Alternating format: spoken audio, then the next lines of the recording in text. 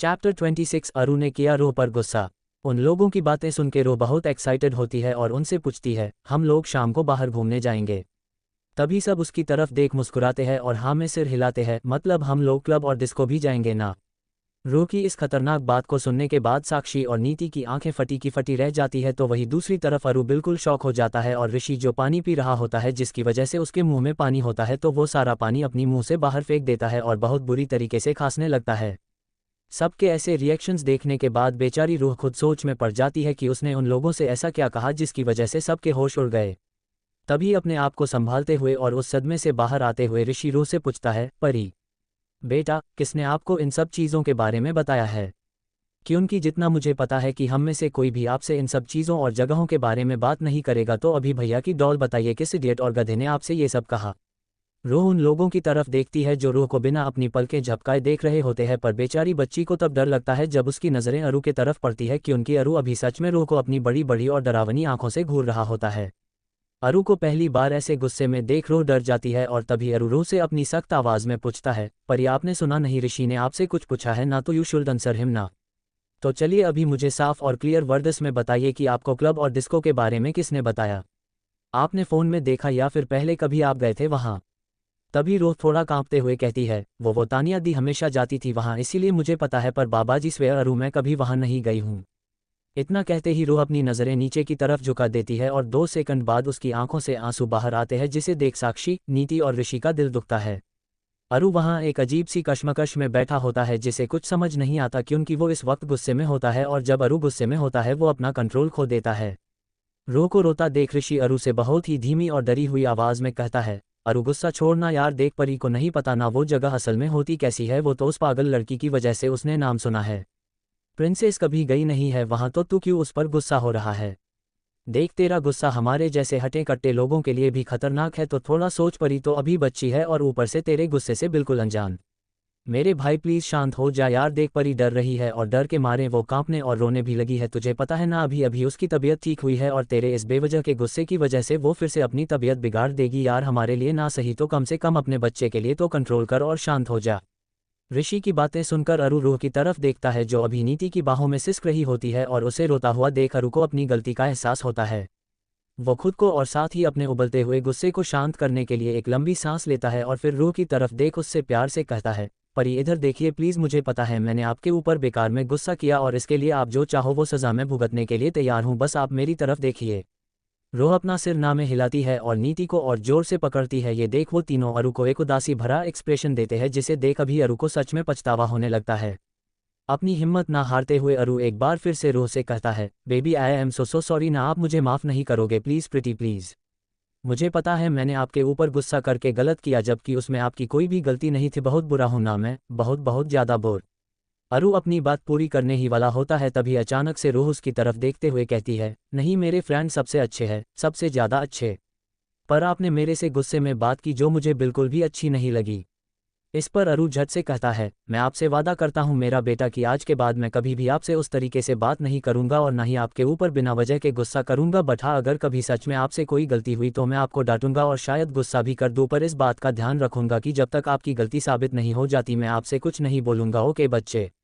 रूह अपना सिर हिलाती है और तभी अरु उससे पूछता है, तो अभी बताइए प्रिंसेस रूही सहगल ने इस नाचीज बंदे को माफ़ किया या नहीं? तभी रूह अरु की तरफ अपनी आंसू भरी आंखों से देखते हुए कहती है, कर दिया मैंने आपको माफ़। ये सुनते ही अरु का चेहरा भी थोड़ा सा खिल जाता है और वो रूह से कहता है, अभी आंसू पोंछिए आप बच्चे, क्योंकि मैं नहीं चाहता कि मेरी वजह से आप फिर से बीमार पड़े। अभी तो बहुत सारा एंजॉय और बहुत बहुत सारी मस्ती करेगा मेरा बेबी, ना कि बीमार होकर एक ही रूम में बेड पर रेस्ट करेगा। डॉट डॉट डॉट क्यों परी? साक्षी रूह के आंसू साफ करती है और रूह एक बड़ी सी स्माइल के साथ अरु को हाँ में जवाब देती है, ये हुई ना मेरे प्रिंसेस वाली बात। तभी रूह अरु की तरफ देख उससे पूछती है, अरु प्लीज़ आप गुस्सा मत करो, बट मुझे बताओ ना कि ये क्लब और डिस्को क्या होते हैं और क्या वो अच्छे होते हैं जिसकी वजह से वो गंदी सी चुड़ैल तानिया हमेशा वहाँ जाती थी। रूह को कभी उसके चाचा चाची ने स्कूल के अलावा कहीं बाहर जाने ही नहीं दिया, जिसकी वजह से उसे मामूली क्लब और डिस्को के बारे में भी कुछ पता नहीं है। जहाँ एक तरफ आजकल के बच्चे हैं जिनको सब कुछ पता होता है, तो वही दूसरी तरफ हमारी ये प्यारी और मासूम सी रूह है जो इन सब चीज़ों से बहुत दूर है और जिसका दूर दूर तक इन सब चीज़ों से कोई रिश्ता ही नहीं है। रो को तानिया को चुड़ैल बुलाते हुए देख वो सब के सब हंसने लगते हैं और तभी अरु अपनी हंसी थोड़ा रोकते हुए रू से कहता है, बेटा फर्स्ट टाइम आपने उस पागल लड़की को उसे परफेक्टली सूट हो वैसा नाम दिया है, चुड़ैल। ये बेस्ट नेम है उसके लिए और इसके लिए मुझे गर्व है आपके ऊपर। इतना कहकर वो थोड़ा सीरियस होता है और रू की तरफ देख उससे बिना हंसे नॉर्मल तरीके से पर प्यार से कहता है, अभी रही बात क्लब और डिस्को की, तो बेटा वो जगह ना बहुत बुरी होती है जहां आप जैसे प्यारे और समझदार बच्चे नहीं जाते। वहां का माहौल आपके लिए और आपकी हेल्थ के लिए बिल्कुल भी ठीक नहीं है, तो आप कभी वहां जाने की जिद नहीं करोगे और वैसे भी वहां बच्चों को अलाउड नहीं होता, सिर्फ हमारे जैसे बड़े अडल्ट्स ही जा सकते हैं। आपको म्यूजियम जाना हो या फिर पार्क मॉल जहां भी जाना हो आप मुझे या घर में किसी को बोलो वो आपको ले जाएगा, बट जो जगह आपके लिए सही नहीं है वहां जाने की परमिशन ना तो मैंने आपको देनी है और ना ही घर में कोई दूसरा आपको देगा। तो अभी समझे प्रिंसेस की ये जगह बुरी होती है, इसीलिए आपके जैसे अच्छे बच्चों को वहां नहीं जाना चाहिए। और रही बात उस तानिया की, तो जैसा आपने उसे उसका नया नाम दिया है चुड़ैल, तो अपनी नाम की तरह वो सच में चुड़ैल है और चुड़ैलें वहां जा सकती है बिना किसी शक के। अरु ऋषि को एक हाई फाइव देता है और अरु की बात सुन के सब जोर जोर से हंसने लगते हैं, यहाँ तक कि रूह भी खिलखिलाकर हंस पड़ती है, जिसे देख सबके चेहरे पर अपने आप ही एक प्यारी सी मुस्कान आ जाती है। तभी रूह और बाकी सबका ध्यान अपनी तरफ खींचते हुए अरु उनसे कहता है, तो चलो अभी मैं ये वीडियो कॉल कट कर रहा हूँ क्योंकि हमें अभी भी बहुत सारा वक्त है और हमें वो वक्त जल्दी जल्दी पूरा करना होगा ना, ताकि हम शाम तक फ्री हो जाए। अरु रूह की तरफ देखता है और एक स्माइल के साथ उससे कहता है, पर आप ज़्यादा शैतानी करके अपनी सारी एनर्जी वेस्ट नहीं करना, क्योंकि आज शाम को हम सब मिलकर बहुत सारी मस्ती करेंगे, तो आपको उस एनर्जी की सख्त ज़रूरत है, तो आप बचा के रखिए वरना आप बिना कुछ एंजॉय किए ही थक जाओगे। ये बात सुनने के बाद ऋषि बहुत ही धीरे से और इस बात का ध्यान रखते हुए कि वो तीनों उसकी बात सुन ना ले अरु के कान में फुसफुसाता है, अरे मेरे भाई तू तो उसे ऐसे बोल रहा है जैसे कि आज रात तेरी और प्रिंसेस की फर्स्ट वेडिंग नाइट सुहागरात है और तू उसे छोड़ेगा नहीं। ऋषि की बात सुनते ही अरु ऋषि की तरफ देख अपने दांत दबाते हुए उससे कहता है, कमीने जान ले लूंगा मैं तेरी अगर दोबारा ऐसी छिछोरी बात परी के आगे की, तो ये तो अच्छा है कि वो लोग सुन नहीं पा रहे हैं, वरना तेरी एक एक हड्डियां टूटने तक मारता मैं तुझे, समझा पागल इंसान। तभी ऋषि उसे ताना मारते हुए कहता है, हाँ हाँ मैं पागल और तू तो बड़ा ही शरीफ है ना जो इस पागल का फ्रेंड है। बेटा जितनी तेरी अपनी फैमिली नहीं जानती ना उतना मुझे पता है तेरे बारे में, और ये भी पता है कि आगे मेरे इस फूल सी बच्ची रूह का क्या हाल करने वाला है तू। ऋषि झूठी डरावनी सी शक्ल बनाते हुए कहता है, मुझे अभी से प्रिंसेस के लिए डर लग रहा है, अब तो बस वाहे गुरुजी ही बचाए उसे तेरे जैसे हाई लेवल के रोमियो से। अरु अपनी आंखें घुमाते हुए और सड़ा हुआ मुंह बनाते हुए ऋषि से कहता है, अबे अब बस करना अपनी नौटंकी और जा अपने पेशेंट संभाल। तभी वो दोनों रूह की आवाज़ सुनते हैं जो उन्हें किसी कुंभ के मेले में खोए हुए बच्चे के जैसे बिना अपनी पलकें झपकाए देख रही होती है। रूह उनसे पूछती है, आप दोनों क्या बातें कर रहे थे आपस में। इस पर अरु हंसते हुए कहता है, प्रिंसेस वो हमारे काम की बातें हैं जो ना आप सुन सकते हो और ना ही वो आपके लिए है। तो अभी अरु और भैया को काम है, आप अपना ख्याल रखिए और मम्मा या फिर भाभी दोनों में से किसी को भी परेशान नहीं करना, ठीक है। रूह अपना छोटा सा पाउट बनाते हुए अरु से कहती है, अरु मैं अच्छी बच्ची हूँ और मैं उनको परेशान भी नहीं करती। रूह की बात सुनते ही सब हंस पड़ते हैं और तभी अरु रूह से कहता है, मुझे पता है बेटा, पर क्या है ना कभी कभी मेरे इस अच्छे बच्चे के बॉडी में किसी शैतान बच्चे की आत्मा घुस जाती है, जिससे ये अच्छा बच्चा भी बहुत शैतान बच्चा बन जाता है, क्यों ठीक कहा ना मैंने। इस पर रूह कुछ नहीं कहती और सिर्फ अपनी प्यारी सी पपी वाली आंखें अरु को दिखाती है, जिससे अरु का दिल पिघल जाता है। तभी ऋषि एक बड़ी स्माइल के साथ उन तीनों से रूह को छोड़कर कहता है, ओह गॉड कितनी ज़्यादा क्यूट है ना ये, मन करता है बस इसे ही देखता रहूं। तभी अरु ऋषि के सिर पर धीरे से मारते हुए उससे सख्त आवाज़ में कहता है, अबे ये तेरे पास तेरी वाली है ना, तो उसको दिन रात देखते बैठना, मेरे बच्चे को क्यों फालतू में नज़र लगा रहा है। ऋषि अपने सिर को रब करते हुए कहता है, अरे यार क्यों मारा, एक तो तेरा हाथ ना हाथ कम और एक लोहे का भारी हथौड़ा ज़्यादा है, दूसरी बात मैं तो बस ऐसे ही कह रहा था, तू इतना जल क्यों रहा है। बहन है वो मेरी तो इतना हक तो मेरा भी है और इसके लिए तू मुझे कुछ नहीं बोल सकता। अरु ऋषि की बात को पूरी तरह से इग्नोर करते हुए नीति की तरफ देखता है और उससे कहता है, भाभी हम 6:40 तक कैम्प में आ जाएंगे, तो आप भाई को बोल देना और प्लीज़ प्रिंसेस को भी रेडी कर देना। इस पर नीति अरु से कहती है, तुम बिल्कुल भी चिंता मत करो अरु, मैं परी को रेडी कर दूंगी और पार्थ के साथ मैं भी टाइम पर रेडी हो जाऊंगी। अरु नीति से कहता है, थैंक यू सो मच भाभी, चलो बाय। वो रूह की तरफ देखता है, बाय मेरी जान, टेक केयर हम। रोहा में अपना सिर हिलाती है और ऋषि को बाय बोल के वो वीडियो कॉल कट कर देती है। चैप्टर 27 अरु की बदमाशी बेशर्मी। अभी शाम के 6:40 हुए थे और रूह अपने भैयू भाभी और बाकी सबके साथ बाहर जाने के लिए पूरी तरह से तैयार थी। रूह ने क्यूट से बेबी पिंक कलर का floral printed crop top width navy blue denim short पहना हुआ था वाइट स्निकर्स के साथ। नीति ने भी रूह की बहुत प्यारी चोटी बना दी थी, जिसकी वजह से रूह सच में किसी प्यारी और खूबसूरत डॉल से कम नहीं लग रही थी। साक्षी पार्थ, नीति और रोह अभी हॉल में ही बैठे थे और रोह अपने भैयू की गोद में बैठकर उसकी मोबाइल में गेम खेल रही थी और वो तीनों आपस में बातें कर रहे थे। तभी उन लोगों ने डोरबेल की आवाज़ सुनी, जिसकी वजह से सबका ध्यान भटक गया और सब दरवाजे की तरफ देखने लगे। रोह ने भी मोबाइल में गेम खेलना छोड़ दिया और दरवाजे की तरफ अपनी नज़रें टिकाए बैठी। तभी एक सर्वेंट आया और उसने मेन डोर खोला और जैसे ही उसने दरवाज़ा खोला सबसे पहले पंखू माही के साथ अंदर आई, उसके पीछे पीछे सिया ऋषि के साथ और रिया वीर के साथ अंदर आई। पर रोह की नज़रें जिसे ढूंढ रही थी वो अभी तक उसे कहीं दिखा नहीं। इससे पहले कि रोह का खिला हुआ चेहरा पूरी तरह से मुरझाता, अरु भी सबसे लास्ट में अंदर आया, पर शायद वो किसी से फ़ोन पर बातें कर रहा था। जैसे ही रोह का ध्यान अरु पर पड़ा वो पार्थ की गोद से नीचे उतरी, हालांकि पार्थ का फ़ोन अभी भी रोह के हाथ में ही था। रोह बिना समय गवाए अरु की तरफ भागी और उसने आव देखा ना ताव और पलक झपकते ही रोह ने अरु के ऊपर छलांग मार दी, यहाँ तक कि रोह ने अपने दोनों हाथ अरु की गर्दन से लपेट दिए और उसके दोनों पैर अरु की कमर से लिपटे हुए थे। रोह कहीं गिर ना जाए इस डर से अरु ने भी अपने एक हाथ से रोह की कमर को पकड़ा है और रोह ने क्रॉप टॉप पहना था, जिसकी वजह से अरु का हाथ सीधे रोह की खुली स्किन को टच हो रहा है। अरु अभी भी फ़ोन पर बात ही कर रहा था। तभी उसने आगे वाले पसंद जो फ़ोन पर था से अपनी नॉर्मल रूड आवाज़ में कहा, okay so doctor Wilson I will talk to you सुन। इतना कहकर अरु फ़ोन कॉल कट कर देता है और फ़ोन को अपनी जींस के पॉकेट में रखने के बाद वो अपनी दोनों हाथों से रोह को कसके पर प्यार से पकड़ता है, जिससे रोह को कोई तकलीफ ना हो। अरु रोह की तरफ देखता है और फिर अपनी नाक को रोह की छोटी सी नोजी नाक से रब करते हुए उससे पूछता है, ये क्या था मेरी जान? आप ऐसे किसी क्यूट से मंकी के जैसे छलांग क्यों मार रहे थे? अगर आप गिर जाते और आपको गलती से लग जाती तो क्या होता और क्या करता मैं? हाँ। इस पर रोह अरु के दोनों गालों को अपनी छोटी छोटी हथेलियों में पकड़ते हुए कहती है, मैं सॉरी हूँ ना अरु, प्लीज़ आप मुझे डांटो नहीं ना, और मुझे पता था कि आप मुझे पकड़ लोगे, गिरने नहीं दोगे। इतना कह के रोह क्यूट सी बेबी शक्ल बना लेती है जिसे अरु या फिर कोई भी इग्नोर नहीं कर सकता।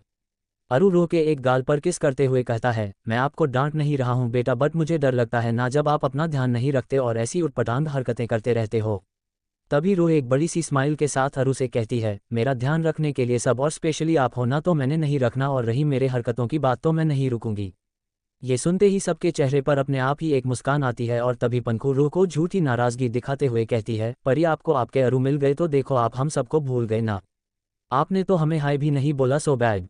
कपूर और अरु को छोड़कर बाकी सब भी झूठा नाराज़ हो जाते हैं। तभी अरु रोह से कहता है, ये तो गलत बात है ना प्रिंसेस, चलो से sorry to them and meet them now. इतना कहकर अरु रोह को अपने ऊपर से नीचे ज़मीन पर खड़ा करने ही वाला होता है, तभी रोह और जोर से अरु को पकड़ लेती है और कहती है, नहीं उतारो ना, मुझे ऐसे ही रहना है प्लीज़ अरु। अरु उसे फिर से ठीक से पकड़ता है और हंसते हुए कहता है, आपको नहीं उतरना है नीचे, तो ऐसे ही रहना है एक छोटू मंकी के जैसे मुझसे चिपक के। रोह अरु की तरफ देखती है और हाँ में अपना सिर हिलाती है, ओके प्रिंसेस, जैसी आपकी इच्छा। वैसे मुझे इससे कोई प्रॉब्लम नहीं है, मैं तो 24 घंटे आपको अपने साथ अपने करीब ऐसे ही पकड़ के रख सकता हूँ, पर एक बार आपकी फैमिली से भी तो पूछे अगर उन्हें कोई तकलीफ हुई तो। तभी पार्थ अरु से कहता है, अरे यार जब परी ने तुम्हें परमिशन दे दी और अगर इसे कुछ प्रॉब्लम नहीं है तो हमें क्यों होगी? वैसे भी वो तुम्हारा पार्सल है जिसे बहुत जल्द तुम्हारे पास जाना ही है, तो अभी से संभालने की आदत डाल दो। पार्थ की बात सुन सब हंसने लगते हैं, पर बेचारी रोह को कुछ समझ नहीं आता और सारी बातें उसके दिमाग के ऊपर से निकल जाती है। रोह अरु से पूछती है, अरु भैयू ने क्या बोला? वो मुझे समझा नहीं, आप बताओ ना। तभी अरु रोह को पकड़े पार्थ की तरफ बढ़ते हुए रोह से कहता है, ये हम सब बड़े लोगों की बातें हैं बेटा, आप ध्यान मत दो। रोह सिर्फ अपना सिर हिलाती है और तभी अरु पार्थ के पास बैठता है और रोह को अपनी गोद में बिठाता है। तभी रोह भी सबसे बातें करती है और उतने में ही कुछ सर्वेंट्स ट्रे में पानी के ग्लासेस लिए उनकी तरफ आते हैं और सबको पानी देते हैं। अरु सबसे पहले रोह को अपनी ग्लास से पानी पिलाता है और फिर वो खुद उसी ग्लास से रोह का जुटा बचा हुआ पानी पी लेता है। तभी सिया रोह की तरफ देख उससे कहती है, ओह प्रिंसेस क्या बात है, आज तो आप सच में एक बहुत ही क्यूट बाबी डॉल के जैसी दिख रही हो। सिया की इस बात से सभी सहमत होते हैं और रोह हंसते हुए सिया से कहती है, thank you so much Siya दी, मुझे नीति भाभी ने रेडी कर दिया था और उन्होंने देखो मेरी कितनी क्यूट सी पोनीटेल भी बना के दी। रोह नीति की तरफ देखते हुए उसे एक फ्लाइंग किस देती है जिसे नीति पकड़ लेती है। तभी रोह नीति से कहती है, थैंक यू भाभी, परी लव्स यू। ये सुनते ही नीति भी रोह की तरफ देख उसे एक बड़ी सी स्माइल देती है और रोह से कहती है, भाभी भी आपसे बहुत सारा प्यार करती है मेरी जान। उन दोनों का बहुत ही प्यारा और खूबसूरत सा रिश्ता देख सब बहुत खुश होते हैं और दिल ही दिल में बाबा जी से ये प्रार्थना भी करते हैं कि उनका रिश्ता हमेशा ऐसे ही अटूट और प्यार भरा बना रहे। तभी रिया साक्षी की तरफ देखते हुए उससे कहती है, साक्षी आंटी आपने बेबी को नज़र का काला टिका तो लगा दिया ना, क्योंकि आज ये बहुत ही ज़्यादा प्रिटी लग रही है और जहाँ अभी हम जा रहे हैं ना वहाँ पता नहीं कैसे कैसे लोग आते हैं। पक्का आज परी को उन लोगों की बुरी नज़र लग जानी है। नहीं आप पहले इसको काला टिका लगा दो। वो मैंने सुना है कि एक माँ के काले टिके में बहुत ताकत होती है जो उसके बच्चे को सभी बुराइयों से बचाता है और उसे प्रोटेक्ट करके रखता है। रिया की बात सुनते ही कपूर हंसने लगते हैं और बाकी सब उनकी तरफ किसी अनजान बच्चों के जैसे देख रहे होते हैं, पर रूह इन सब बातों से दूर बढ़िया अपने फ़ोन जो पार्थ का है में खोई हुई होती है। तभी साक्षी अपनी हंसी को थोड़ा रोकते हुए रिया से कहती है, सॉरी बेटा, मैं तुम पर नहीं हंस रही हूँ, पर मुझसे कंट्रोल नहीं हो रहा था, सॉरी। वो क्या है ना, तुम पहली नहीं हो जिसने मुझे ये बोला, तुमसे पहले इन दोनों ने। पार्थ, नीति, मेरा दिमाग खा लिया था ये पूछ कर कि परी को नज़र तो नहीं लग जाएगी ना, और तो और मैंने परी को 3 बार नज़र का काला टिका लगा दिया है जिससे उसे नज़र नहीं लगेगी। तो अभी तुम सब भी इन दोनों की तरह परेशान मत हो और बिना किसी डर के ये मोमेंट तुम्हारी प्रिंसेस के साथ एंजॉय करो। तभी अरु का ध्यान रूह पर जाता है जो पूरी तरह से अपने गेम में घुसी हुई होती है। ये देख अरु थोड़ा परेशान हो जाता है और झट से रूह के हाथों से मोबाइल ले लेता है, जिससे रूह एकदम से डर जाती है। पर जब उसे यह एहसास होता है कि वो अरु है तो रूह उसकी तरफ देखते हुए उससे पूछती है, अरु मैं ना वो गेम कंप्लीट करने ही वाली थी, पर आपने फ़ोन ले लिया क्यों? तभी अरु रूह की नाक धीरे से खींचते हुए उससे कहता है, वो इसीलिए क्योंकि आप उसमें पूरी तरह से खोए थे, जो बिल्कुल भी अच्छी बात नहीं है। हाँ, अगर आपको मोबाइल यूज़ करना है या फिर उस पर कोई गेम खेलनी है तो वो आप कर सकते हो, बट उसकी भी एक टाइम लिमिट होनी चाहिए, वरना उस चीज़ का बहुत बुरा इफेक्ट आपके बॉडी और माइंड दोनों पर हो सकता है। तो आज से इवन अभी से अगर आप मोबाइल यूज़ कर रहे हो तो 15 मिनट से ज़्यादा नहीं करना है। वो साक्षी, पार्थ और नीति के तरफ देखता है, आंटी, भाई, भाभी, प्लीज़ आप लोग भी इस बात का ध्यान रखना कि परी को 15 मिनट से ज़्यादा ना तो मोबाइल यूज़ करने देना है और ना ही टीवी देखने देना है। अरु की बात सुन के रूह अरु की तरफ देखती है और अपना सबसे प्यारा पाउट बनाती है। रूह का पाउट देख अरु से कंट्रोल नहीं होता और वो रूह के पाउट पर झट से एक किस करता है और अलग हो जाता है। इस बात से रूह को शायद कोई फर्क नहीं पड़ता, पर तभी अरु वीर की आवाज़ सुनता है, अब बे, कुछ तो शर्म कर, हम सब भी यही बैठे हैं, तूने तो ना आव देखा ना ताव और डायरेक्ट चालू हो गया। इस पर अरु अपना एक कंधा बड़े ही रौब और घमंड के साथ झटकता है और रूह जो अरु के सीने में अपना चेहरा छुपाती है, शर्म के वजह से नहीं बस उसे ये पसंद होता है, को अपने आप में पूरा छिपाते हुए बड़े ही गुरूर के साथ कहता है, वो क्या है ना भाई, मेरे रगों में मल्होत्रा का खून है और मल्होत्रा कोई भी काम किसी से छुपके या डर के नहीं करते, जो है खुलेआम है। रही बात मैंने जो अभी किया, अरु रूह की तरफ देखता है और फिर अपने दोनों हाथों से उसके कान बंद करता है और बहुत ही धीमी आवाज़ में उन सबसे कहता है, तो वो क्या है ना, रोमांस हमारे खून खून में दौड़ता है। अरे मैं आपको क्यों बता रहा हूँ, आपने और माही भाई ने भी तो ऐसी हरकतें की है ना, तो अभी मेरा टाइम है, आप लोग बस अपनी अपनी वाइफ के साथ एंजॉय करो और मुझे मेरी लाइफ मेरी जान के साथ एंजॉय करने दो। तभी माही उन सबसे कहता है, यार सीरियसली, परी के आने के बाद हम सबको इसका अरु एक नया रूप देखने को मिल रहा है। मैंने कभी ये नहीं सोचा था कि जो लड़का अपने काम के अलावा किसी और चीज़ में ध्यान नहीं देता वो अपना ये रोमियो वाला रूप भी हमें दिखाएगा। घर में दादू दादी और मम्मा पापा बहुत परेशान थे इसके लिए कि इस लड़के का क्या होगा, क्योंकि हमारे इस प्रिंस को उसके प्रोफेशन, हॉस्पिटल और पेशेंट के अलावा कुछ दिखता ही नहीं था। अभी देखो, मुझे तो सच में ऐसे लग रहा है कि ये हमारा अरु नहीं कोई दूसरा ही लड़का है। पर जो भी हो, ये वाला अच्छा है और इसका पूरा क्रेडिट सिर्फ और सिर्फ परी को जाता है जिसने इस वर्काहॉलिक लड़के को चेंज कर दिया है। तभी माही रूह की तरफ देखता है जो अरु की बाहों में छिपी हुई होती है और उसके कान अरु ने अब तक अपने हाथों से ढके हुए होते हैं। माही अरु की तरफ देख उससे कहता है, अरु ये सो गई क्या यार, देख कोई भी रिएक्शन नहीं दे रही है, देख तो। अरु रूह को धीरे से खुद से अलग करता है और देखता है कि वो एक बेबी के जैसी अपना मुंह थोड़ा सा खोल के सोई हुई है। रूह को ऐसे देखते ही अरु के चेहरे पर मुस्कान आती है और वो सबकी तरफ देख उनसे कहता है, गाइज ये तो सच में सो गई। अरु रूह के एक गाल को रब करते हुए रूह से धीमी आवाज में कहता है, परी नींद आ रही है, सोना है बेटा। वो फिर से सबसे कहता है, गाइज आज का प्लान हम कैंसिल करते हैं क्योंकि हमारे इस क्यूटी पाई से इम्पोर्टेंट हमारे लिए कुछ भी नहीं है। अरु इससे पहले कि अपनी बात को पूरी करता रूह अपनी आंखें खोलती है और अरु से कहती है, नो प्लान कैंसिल नहीं करो, देखो मैं सोई नहीं हूँ, वो तो बस मैं ना बोर हो रही थी और ऐसे में पता नहीं कब मुझे नींद आ गई और मैं सो गई। पर अभी देखो मैं उठ गई ना, तो अभी चलो ना। अरु रूह के दोनों गालों को पकड़ते हुए उससे पूछता है, पक्का आपको नींद नहीं आ रही है ना बच्चे? इस पर रूह कहती है, नहीं आ रही है पक्का अरु, और वैसे भी नीति भाभी ने मुझे दोपहर में सुलाया था, अभी आप ज़्यादा मत सोचो और जल्दी जल्दी चलो ना। रूह के इस बहुत ही एक्साइटेड मोड पर सभी हंसते हैं और फिर साक्षी को बाय करके सब मुंबई के सबसे बेस्ट और हाई क्लास मॉल के लिए निकलते हैं। चैप्टर 28। रूह को लगा मीडिया से बहुत डर। सब लोग अपनी अपनी कार में होते हैं पर अरु की कार उसका ड्राइवर चला रहा होता है और तो और उनके साथ अरु का बहुत ही वफादार और पर्सनल बॉडीगार्ड भी होता है जिसका नाम जॉन है। अरु रूह के साथ पीछे वाली सीट पर बैठा होता है और जैसे हमारी डॉल बड़बड़ कर रही होती है, वो तीनों ड्राइवर, जॉन और अरु चुपचाप उसकी बातें सुन रहे होते हैं। तभी अरु को कुछ बहुत ही जरूरी याद आता है और वो रूह की तरफ देखता है जो सिर्फ बोले ही जा रही है।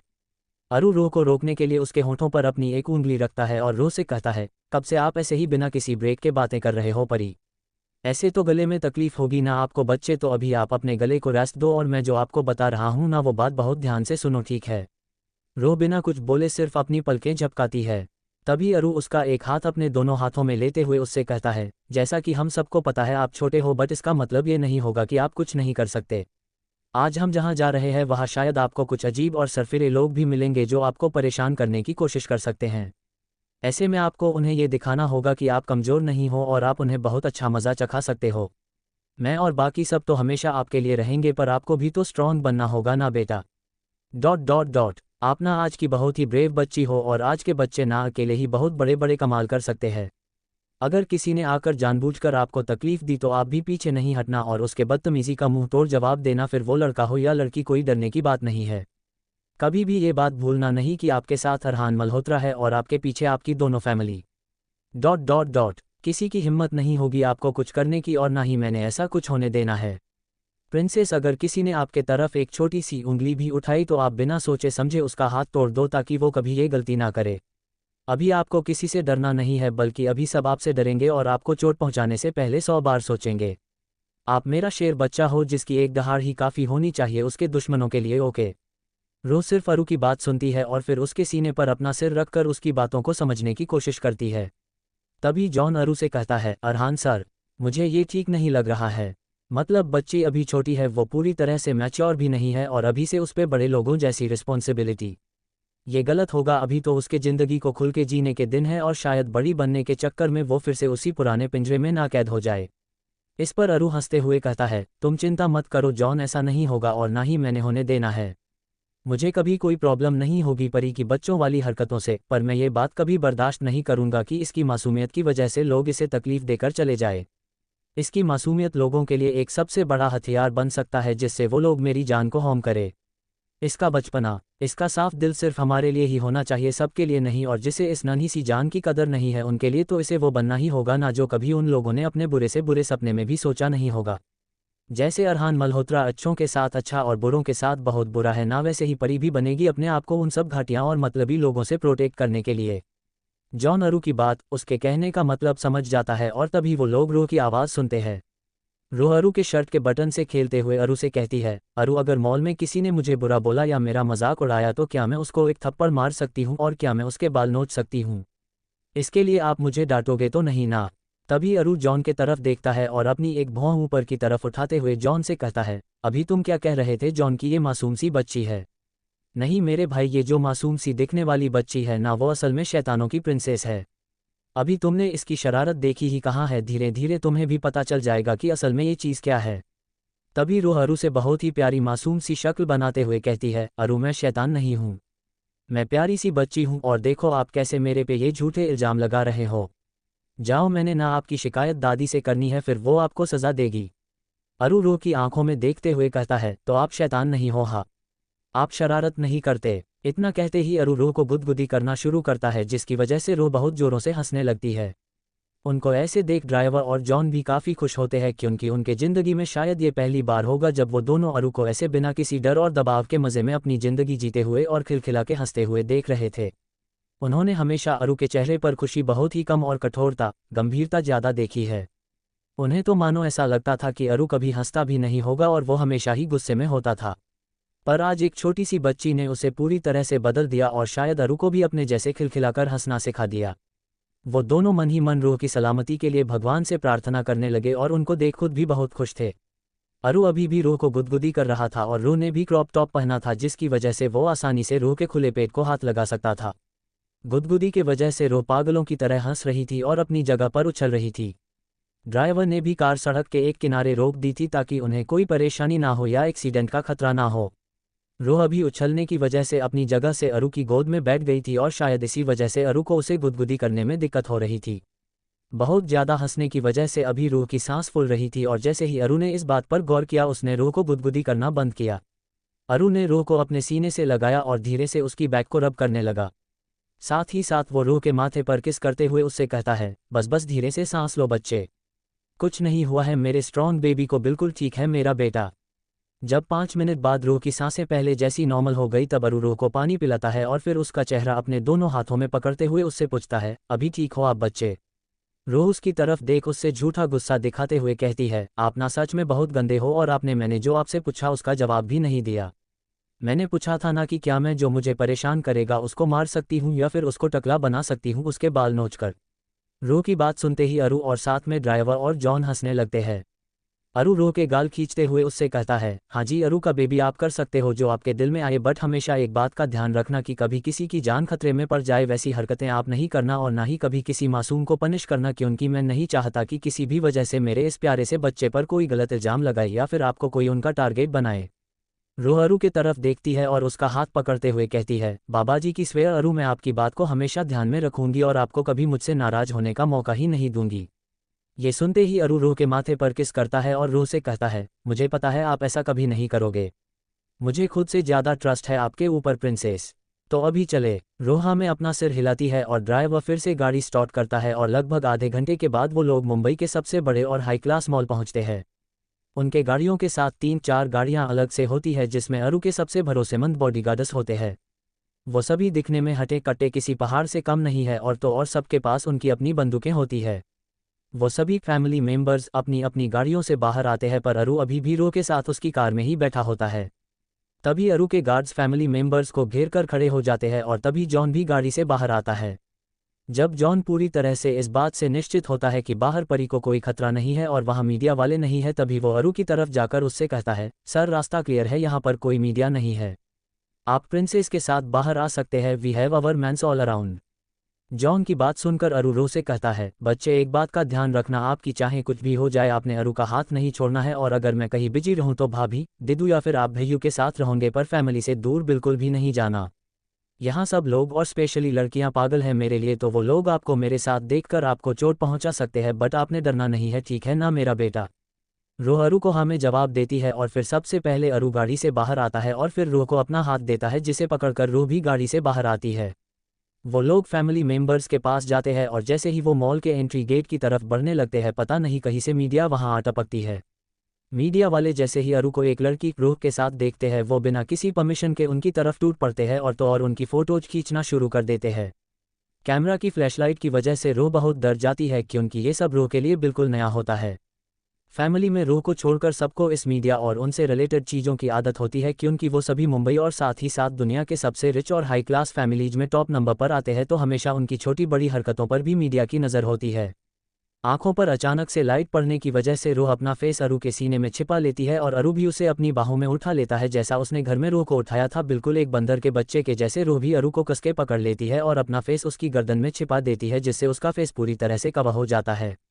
तभी पार्थ गुस्से में कहता है, हमारा इन लोगों से पीछा कब छूटेगा यार, जहां जाओ साले पीछे पीछे आ जाते हैं। वो रूह की तरफ देखता है और उसके बालों पर हाथ फेरते हुए अरू से कहता है, अरू परी का बहुत ध्यान रखना होगा हमें, हमारी गर्ल्स तो मीडिया को संभाल सकती है पर प्रिंसेस को इन सब चीज़ों की बिल्कुल भी आदत नहीं है, तो डर गई है बच्ची, ध्यान रख, और कुछ भी हो परी को अपने आप से अलग मत होने देना, बाकी हम देख लेते हैं। अरू पार्थ की बात सुन अपना सिर हिलाता है और रूह को अपने और करीब पकड़ता है। तभी पार्थ और वीर अरू के आगे खड़े होते हैं, जिससे मीडिया वालों को अरू और रूह की फोटोज लेने में बहुत ज़्यादा दिक्कत हो जाती है, क्योंकि अरू के गार्ड्स ने पहले से ही उन्हें घेर कर रखा था और अभी पार्थ और वीर ने भी अरू और साथ में रूह को भी पूरी तरह से अपने पीछे छुपा लिया था, जिससे मीडिया वाले अरू की फोटो के लिए पागलों जैसी हरकतें कर रहे थे, और तो और उन्हें अब ये भी पता करना था कि अरू की बाहों में वो लड़की कौन थी जिसे अरू ने बहुत ही हिफाजत से पकड़ा था। चैप्टर 29, रूह का रिपोर्टर को तीखा जवाब और अरू की पैशनेट किस। अरू रूह को अपनी बाहों में बहुत प्यार से किसी बंदर के बच्चे के जैसा पकड़ता है और उसके बालों को अपने एक हाथ से सहलाते हुए रूह से कहता है, डरने की कोई ज़रूरत नहीं है आपको बेटा, देखिए अरू और बाकी सब है आपके साथ। अरू रूह को प्यार से समझा ही रहा होता है, पर शायद अरू का ये नया वाला रूप वहाँ मौजूद सबके लिए सिवाय फैमिली बहुत ही शॉकिंग होता है, क्योंकि अरू लड़कियों को अपने इतने करीब आना तो दूर, उनसे सीधे मुंह बात तक नहीं करता था। कभी किसी ने भी ये अपने बुरी से बुरे सपने में भी नहीं सोचा था कि अरहान मल्होत्रा किसी से, वो भी एक लड़की से, इतने प्यार से बात कर सकता है, वो भी उस लड़की को अपनी बाहों में लेकर। अरू रूह के डर को शांत करने की कोशिश कर रहा होता है, तभी अचानक से एक मेल न्यूज़ रिपोर्टर अरू से कहता है, मिस्टर मल्होत्रा, जैसा कि हम सब जानते हैं कि आपको लड़कियों से सख्त नफरत है, तो आज आपकी बाहों में ये लड़की कौन है और क्या आपने इस लड़की को अपने आप को रात में खो। इससे पहले कि वो आगे बढ़ता, अरू अपनी बहुत ही ऊंची और तेज गुस्से भरी आवाज़ में उससे कहता है, बस इनफ इज़ इनफ, अगर इसके आगे तेरे गंदे मुंह से इस लड़की के लिए कुछ बुरा लफ्ज़ भी निकला ना, तो मैं तुझे यही सबके सामने जिंदा जला दूंगा, याद रख। मैं चुपचाप हूं तो तुम लोगों मीडिया वाले को अच्छा नहीं लगता क्या, जो सबको मेरे अंदर के हैवान को जगाना होता है। अभी रही बात इस लड़की की, तो अभी यहाँ जितने भी लोग मौजूद हैं ना, वो अपने आँख और कान खोल कर सुन ले कि ये लड़की मेरी जान है, और जिसने भी इसे तकलीफ दी या जिसके भी वजह से मेरी जान के आंखों में पानी आया, उसकी जान मैं ले लूँगा, फिर वो चाहे लड़का हो या लड़की, मुझे कोई फ़र्क नहीं पड़ेगा। तभी उसे रो की सिसकियाँ सुनाई देती है, जो अरु के एकदम से चिल्लाने की वजह से वो बहुत कांपने और धीरे धीरे रोने लगती है। वो रू की पीठ को रब करते हुए कहता है, आई एम सॉरी मेरा बेबी, प्लीज़ आप शांत हो जाइए। मेरा इरादा आपको रुलाने का बिल्कुल भी नहीं था बेटा, प्लीज़ रोइए नहीं। रो अरु की बात सुन के उसे और कसकर पकड़ लेती है, और तभी अरु का ध्यान उस मेल रिपोर्टर की तरफ जाता है जिसने अरु से इतना घटिया सवाल पूछा था। वो रिपोर्टर रो के खुले थिग्स को ही अपनी लस्ट भरी नज़रों से देख रहा था, जो रो के शॉर्ट पहनने की वजह से आसानी से दिख रहे थे। उसकी गंदी नज़रें रो के बॉडी पर देख अरु की आंखें तो गुस्से में लाल हो गई थी, और मानो जैसे उसकी तीखी तेज आंखों में खून उतर आया हो। अरु इस रिपोर्टर की तरफ देख उसके ऊपर किसी हैंडवान के जैसे भड़कते हुए कहता है, आंखें नीचे कर अपनी, वरना मैंने यही तेरी आंखें बाहर निकाल देनी है।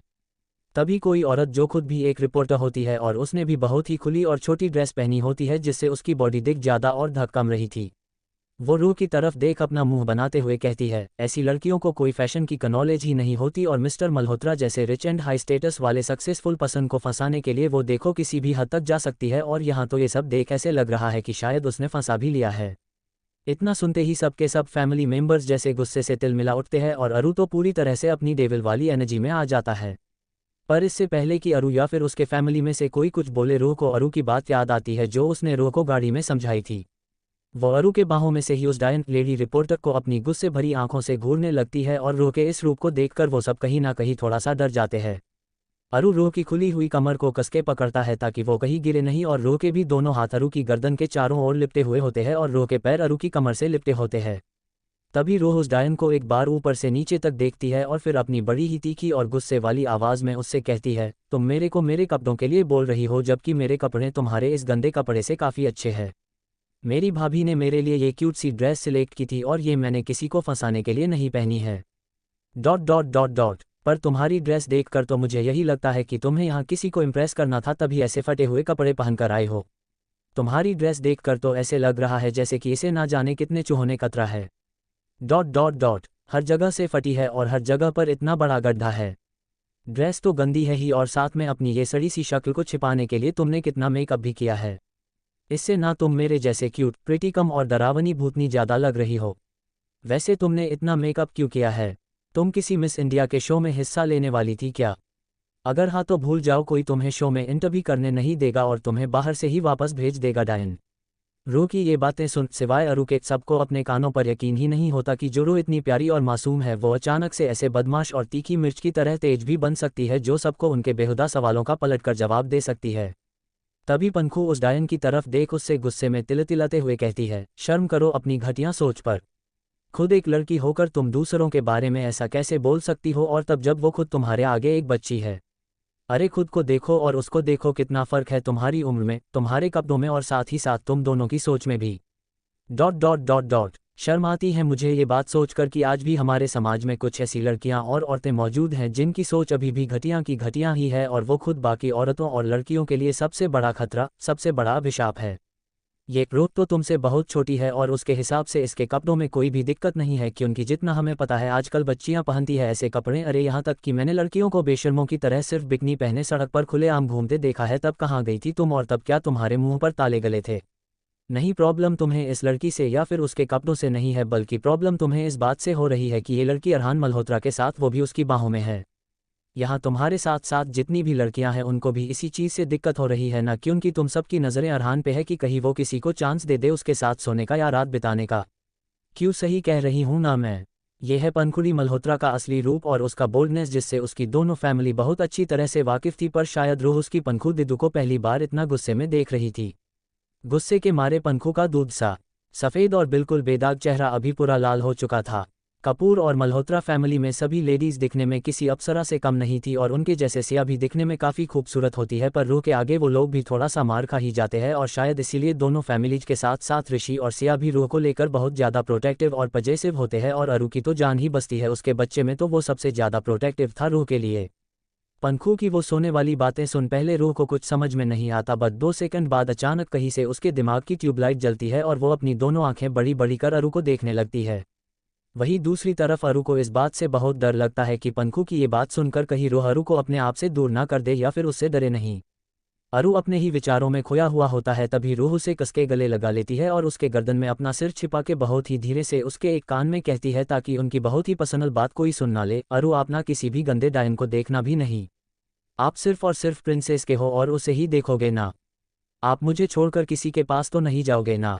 रो किसी छोटे से पपी के जैसी अरु की तरफ सीधा उसके आंखों में देख रही होती है। तभी अरु जॉन और साथ में फैमिली मेंबर्स को कुछ इशारा करता है जिसे वो लोग झट से समझ जाते हैं और अरु की तरफ देखते हुए अपना सिर हाँ में हिलाकर उसे जवाब या फिर आसान सी भाषा में कहे तो किसी चीज़ की इजाज़त दे देते हैं। अरु फैमिली, जॉन और उसके कुछ बॉडीगार्ड्स की मदद से उन सभी मीडिया वालों का और साथ ही साथ वहां खड़े सभी का ध्यान अपनी तरफ से हटाता है और जैसे ही उसे इस बात पर यकीन हो जाता है कि कोई उसकी तरफ नहीं देख रहा है, वो बहुत ही धीरे से और चुपचाप रूह को लेकर वहां से निकल जाता है और मॉल के एक तरफ जहां पूरा सुनसान होता है और कोई नहीं होता वहां अरु आता है।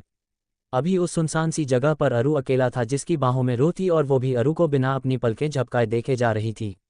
रो की मासूम सी आंखों में अरु अपने लिए इनसिक्योरिटी साफ साफ देख पा रहा था। शायद अरु और फैमिली को इस बात का अंदाज़ा तभी हो गया था जब रो ने पंखू की बात सुनकर अरु के तरफ सवाल भरी नज़रों से देखा था। रो का अरु के लिए इनसिक्योर होना भी शायद गलत नहीं था क्योंकि रो के पास आज तक ऐसा कोई नहीं था जिसे वो अपना कह सके, पर अरु और दोनों फैमिली ने उसकी ये कमी भी पूरी कर दी थी और अरु तो मानो उसके लिए किसी फरिश्ते से कम नहीं था जिस पर वो अपना दिल और जान लुटाता था। ये सब सोचकर ही रो के आंखें से कुछ आंसुओं की बूंदें नीचे आती है, पर इससे पहले कि उसके आंसू रो के नाजुक मुलायम रुई जैसे गुलाबी गालों तक पहुंचे अरु झट से रो के आंसू पी जाता है और फिर उसकी बड़ी बड़ी आंखों पर किस भी करता है। रो के आंखें से होकर वो नीचे की तरफ आता है और रो के गालों पर अपने होंठ रख उसके गालों को बारी बारी किस करने लगता है। जब उसका रो के गुलाबी गालों से ध्यान हट जाता है तब अरु उसकी प्यारी और लाल नाक को किस करते हुए नीचे की तरफ आता है और आखिर में उसका ध्यान रो के गुलाब जैसे सुर्ख लाल होठों पर नजर पड़ती है। अरु रो का एक गाल अपने हथेली में पकड़ लेता है और बिना कुछ कहे अपने बड़े और गुलाबी होंठ रो के सुर्ख लाल होठों पर रख देता है। वो रो के होंठों को धीरे धीरे से किस करने लगता है और ऐसे में अरु का हाथ जो रो के गाल पर था वो अपने आप ही उसकी कमर पर जाकर रुकता है। वो रो की कमर को धीरे से सहलाने लगता है और अभी भी वो अरु की बाहों में ही होती है जिसकी वजह से अरु का हाथ अपने आप ही रो के क्रॉप टॉप के अंदर चला जाता है और वो रो के बैक को रब करने लगता है। अभी अरु रो को बहुत ही पैशनेटली किस कर रहा होता है और साथ ही साथ में वो रो के नीचे की होंठ को भी सख्त चूसना कर रहा होता है। रो अरु के इस कदम से ना तो घबराती है और ना ही उसे अरु पर गुस्सा आता है क्योंकि उसे ये सब बहुत ज़्यादा अच्छा लग रहा होता है। हालांकि अरु वो सबसे पहला इंसान मेल होता है जो रो को इस तरफ से पूरा फिजिकल वे में अटेंशन दे रहा है और उसे ऐसे प्यार कर रहा है, फिर भी रो को ना तो अजीब लगता है और ना ही इस बात से कोई परेशानी होती है। अरु पूरी तरह से रो को किस करने में खो गया था कि उसे ये बात पता नहीं चली कि रो को अभी सांस लेने में तकलीफ हो रही है। वो पिछले 20 मिनट से रो के होंठों को अपनी गिरफ्त में लिए उसे किस कर रहा था और अरु के इतने इंटेंस किस की वजह से रो के नाजुक से होंठ भी फुलकर सूज गए थे और अभी शायद उस बेचारी बच्ची से रहा नहीं जा रहा था जिसकी वजह से उसने अरु के सीने में अपने नाजुक और छोटे छोटे हाथों में मारना शुरू किया था। रो की ये हरकत देख अरु थोड़ा रुक जाता है और जब उसे इस बात का एहसास होता है कि रो बहुत ज़्यादा हाफ रही है और उसे सांस लेने में काफ़ी दिक्कत हो रही है, वो तुरंत रो के होंठों को अपनी होंठों की गिरफ्त से छोड़कर उसका लाल चेहरा अपने दोनों हाथों में पकड़ लेता है और थोड़ा घबराते हुए रो से कहता है, शपरी कोई बात नहीं, आप कर सकते तो बच्चे, बस अपनी सांसों पर ध्यान दो और गहरी सांस लो, मैं यही हूँ आपके साथ मेरा बच्चा। रो अपना चेहरा अरु के गर्दन में छिपा देती है जिससे रो की गर्म गर्म सांसें अरु के गर्दन से टच होती है। अरु भी रो को शांत करने के लिए उसके बालों को सहलाता है और साथ ही साथ में उसकी बैक को भी धीरे से रब करता है। ऐसे ही कुछ कोशिशों बाद जब रो नॉर्मल हो जाती है तब अरु रो का फेस अपनी गर्दन से निकालकर रो के गालों को अपने हाथों में पकड़ता है और उसके गालों पर किस करते हुए रो से कहता है, अभी ठीक है मेरा बच्चा, ठीक लग रहा है आपको या अभी भी सांस लेने में दिक्कत हो रही है बेटा। तभी रो अरु का हाथ जो रो के गालों पर होता है वो पकड़ते हुए उससे कहती है, मैं ठीक हूँ अरु, पर आप बोलो, आप सिर्फ मेरे हो ना और किसी के नहीं ना। तभी अरु हल्के से रो के फुले हुए होंठों पर एक बार फिर से किस करते हुए कहता है, हाँ जी मेरी जान, मैं सिर्फ और सिर्फ आपका ही हूँ और आज मैं आपसे ये वादा करता हूँ कि मेरी आत्मा पर और तो और मेरे जिस्म पर भी सिर्फ आपका ही हक है और हमेशा होगा। अपनी जान से ज़्यादा प्यार करता हूँ आपसे परी, दुनिया हो आप मेरी। Chapter 30 bold Arhan Malhotra. थोड़ी देर बाद जब अरु रो को लेकर वहाँ आता है वो देखता है कि वहाँ अभी कोई मीडिया और लोग नहीं है, वहाँ सिर्फ फैमिली मेम्बर्स ही होते हैं अरु के कुछ बॉडीगार्ड्स के साथ। तभी जॉन पीछे से आता है और उसे देख अरु उससे अपनी सख्त आवाज़ में कहता है, जॉन मुझे उन दोनों मेल और फीमेल रिपोर्टर्स को आउट ऑफ द वर्ल्ड देखना है। Take his eyeballs out and cut her tongue before giving last and forever farewell to them, you get me right. रो को छोड़कर सब समझ जाते हैं कि अरु के कहने का मतलब आखिर क्या है। अरु ने जॉन को उन दोनों पागल रिपोर्टर्स को इस दुनिया से गायब करने के लिए कहा, मतलब सीधी और साफ भाषा में उन दोनों की जान लेने के लिए बोला। पर उनकी जान लेने से पहले अरु ने जॉन को उस मेल रिपोर्टर की आंखें निकालने के लिए कहा जो रो को अपनी गंदी नज़रों से देख रहा था। वैसे ही अरु ने जॉन को उस लड़की की जुबान काटने के लिए बोला जो रो के लिए घटिया बात बोल रही थी।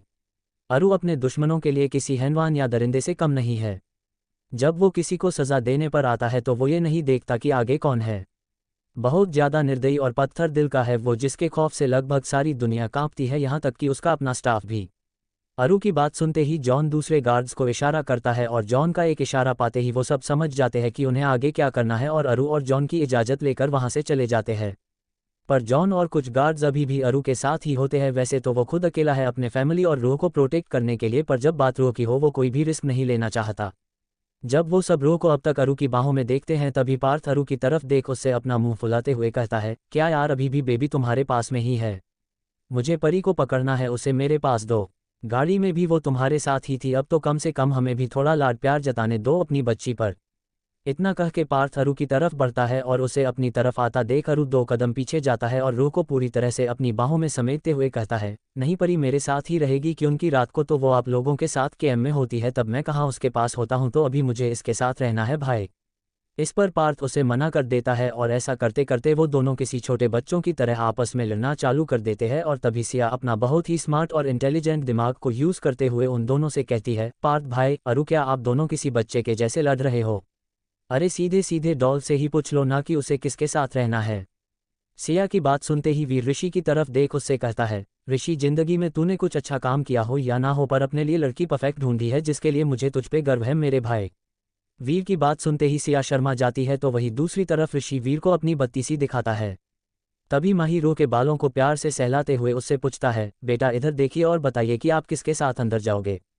माही की बात सुन रो धीरे से अपना चेहरा अरु की गर्दन से बाहर निकालती है और उन सब की तरफ देखने लगती है।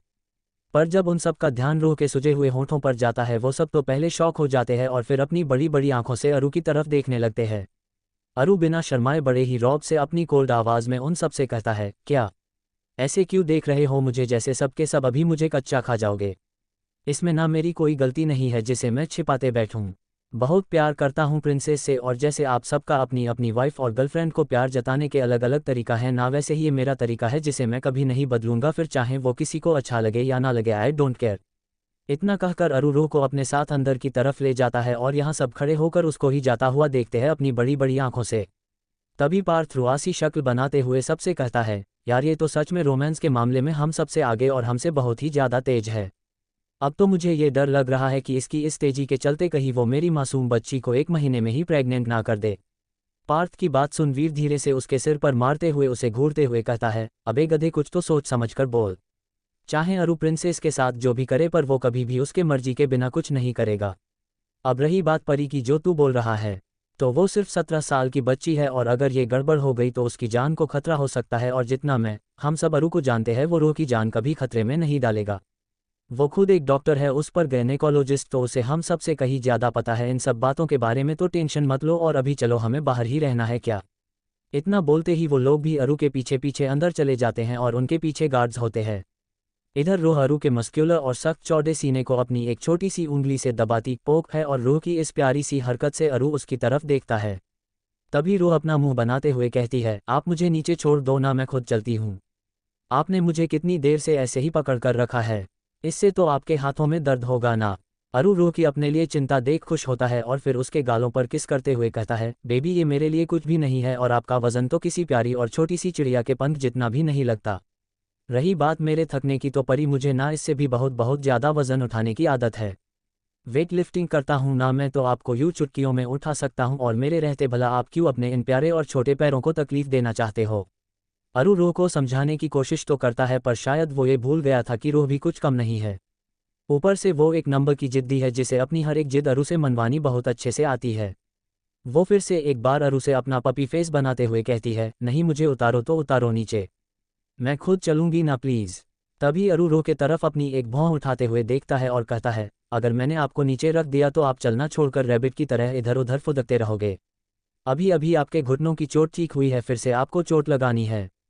नहीं ना, तो अभी आप मेरे अच्छे बच्चे के जैसे चुपचाप मेरी गोदी में रहो। अरु की बात सुनते ही रो अपने पैरों को हिलाना शुरू कर देती है जो अरु के कमर से लिपटे थे। रो की ये हरकतें देख अरु ऊपर की तरफ देखते हुए अपने मन में ही सोचता है, बाबा जी ये एक्स्ट्राऑर्डिनरी और एंटीक पीस क्या आपको मुझे ही देना था। सच में बहुत नॉटी होती जा रही है ये लड़की दिन ब दिन। अरु रो की तरफ देखता है और कहता है, ठीक है मेरी जान, आपसे भला मैं कैसे जीत सकता हूँ। मैं आपको नीचे फर्श पर रख रहा हूँ, इसका मतलब ये नहीं कि मेरा हाथ छुड़ा के आप कहीं भी अकेले चले जाओगे। आपको हर पल मेरे साथ ही रहना है और अगर आप इधर उधर भागे तो याद रखिए मुझसे बुरा कोई नहीं होगा आपके लिए, जान समझे ना। रो जैसे ही अरु की बात सुनती है वैसे ही वो खुश हो जाती है और अपना सिर हाँ में हिलाती है। अरु रो को अपनी गोद से नीचे उतार देता है और उसका एक हाथ पकड़ता है जैसे पेरेंट्स अपने छोटे बच्चों का हाथ पकड़ते हैं ताकि वो कहीं भीड़ में खो ना जाए। तभी वहाँ सब फैमिली मेंबर्स भी आते हैं और उनको देख अरु उनसे कहता है, गाइज मैं प्रिंसेस को लेकर लेडीज सेक्शन जा रहा हूँ, मुझे कुछ ड्रेसेस लेनी है बेबी के लिए, तब तक आप लोग भी अपने लिए देख लो। वहाँ में अरु को जवाब देते हैं और तभी अरु रो से कहता है, चलिए बेटा सबसे पहले हम आपके लिए शॉपिंग करते हैं। रोहा कहती है और वो दोनों सबसे बेस्ट शॉप में जाते हैं और मॉल में जितने भी लोग होते हैं वो उन दोनों को ही देख रहे होते हैं। रो अरु ने थोड़ी देर पहले कहा था वैसे ही कुत्ते उछलते हुए चलती है और अरु उस देख अपना सिर हिलाता है। वो दोनों उस शॉप में आ जाते हैं और अरु को देख उस शॉप में जितने भी लोग मौजूद होते हैं वो शॉक होते हैं। अरु को देख शॉप का मालिक अरु की तरफ भागते हुए आता है और उसके आगे अपनी बत्ती सी दिखाते हुए कहता है, oh my God, Arhan Malhotra और मेरी इस छोटी सी शॉप में प्लीज़ कम इनसाइड सर। तभी उसका ध्यान रो पर जाता है जो उस शॉप को अपनी बड़ी बड़ी और चमकीली आंखों से देख रही होती हैं। रो की खूबसूरती देख वो दंग रह जाता है और सोचने लगता है कि दुनिया में कोई इतना खूबसूरत कैसे हो सकता है। अरु का ध्यान उस इंसान पर ही होता है जो रूह को देखे जा रहा है और तभी अरु उससे गुस्से और फ्रस्ट्रेशन के साथ कहता है, हो गया तुम्हारा उसे देखना, और याद रखना ये तुम्हारी पहली और आखिरी गलती थी, इसके बाद मैं नहीं मेरे गार्ड्स तुम्हें समझाएंगे। अरु की खौफ भरी बातें सुनने के बाद वो तुरंत अपनी नज़रें रूह से हटा देता है और रास्ते से बाजू हो जाता है ताकि अरु अंदर जा सके। अरु रूह के साथ अंदर की तरफ आता है और जॉन वही दरवाजे पर उनकी प्रोटेक्शन के लिए खड़ा रहता है। शॉप के अंदर जितनी भी लड़कियां होती है वो दिखने में बहुत ही रिच और हाई क्लास फैमिली से दिखती है और हो भी क्यों ना, आखिरकार वो सबसे अच्छा और हाई फाई शॉप है। वो सभी लड़कियां अरु को अपनी लस्ट भरी नज़रों से देखने लगती है तो वही दूसरी तरफ रूह उन महंगे और प्यारे प्यारे कपड़ों में खो जाती है। अरु उन सब लड़कियों को इग्नोर करता है और रूह को एक तरफ ले आता है जहां एक छोटा सा सोफा रखा होता है। अरु रूह को उस सोफे पर बिठाता है और उतने में ही जॉन अरु को एक मैंगो जूस की बोतल देता है। अरु वो बोतल खोलकर रूह को पकड़ाता है और उसका एक गाल पकड़ते हुए कहता है, प्रिंसेस मैं आपके लिए सबसे बेस्ट और प्रिटी ड्रेसेस सिलेक्ट करता हूं, पर तब तक आप यहीं पर बैठो और ये जूस फिनिश करो। आपने यहाँ से उठकर कहीं नहीं जाना है, ओके बच्चे, और अगर आपको कुछ भी चाहिए हो तो आप जॉन को बता देना, बट खुद कहीं नहीं जाना, ठीक है मेरा बेटा। रूह एक छोटे से बच्चे की तरह अपना सिर हिलाती है और तभी अरु रूह के बगल में खड़े जॉन से कहता है, जॉन बेबी का ध्यान रखना और अगर थोड़ा सा भी डाउट लगे तो एक्शन लेने से पहले सोचना भी मत। मैं यही हूँ ड्रेसेस देखता हूँ परी के लिए, तब तक तुम उसके साथ रहो। जॉन अरु को हाँ मैं जवाब देता है और अरु फिर से रूह की तरफ देखता है और उसके माथे और गालों पर किस करते हुए कहता है, मैं यू गया और यू आया, आप डरना नहीं बच्चे, जॉन है आपके पास, हम